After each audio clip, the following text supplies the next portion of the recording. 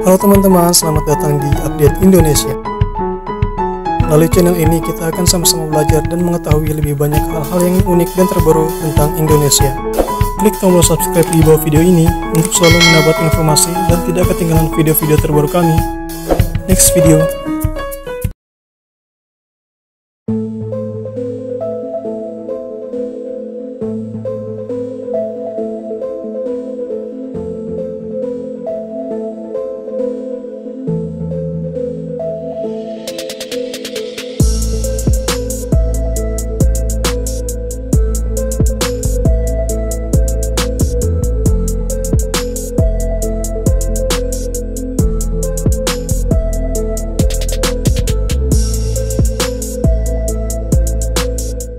Risiko berbahaya di balik besarnya hubungan Indonesia dengan Cina.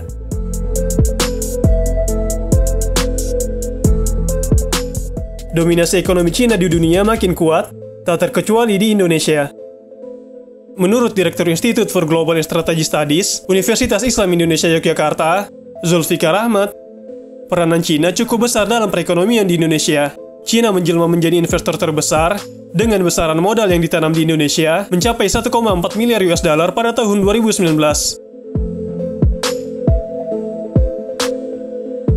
Zulfikar juga menilai Cina telah menjadi partner dagang terbesar di Indonesia.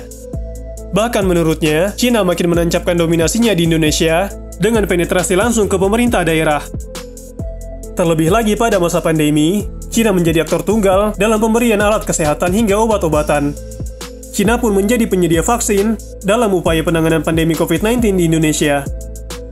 Berbagai hal inilah yang justru menurut Zulfikar harusnya menjadi sorotan dan perhatian, jangan sampai Indonesia bergantung kepada Cina.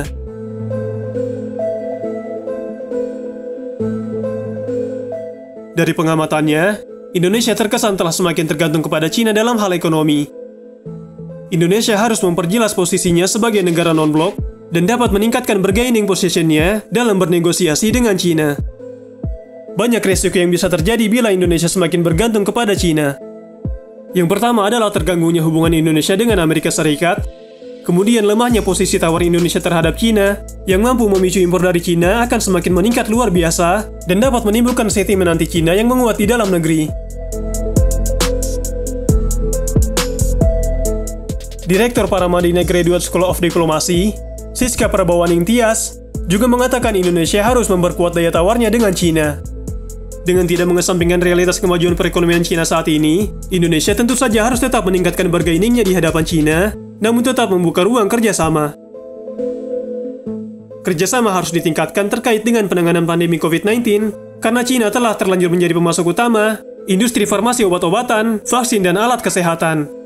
Dia mengatakan hubungan ekonomi yang dibangun Indonesia ke Cina harus melihat ruang value chain dan market, dan juga ruang untuk alih teknologi yang harus dilakukan.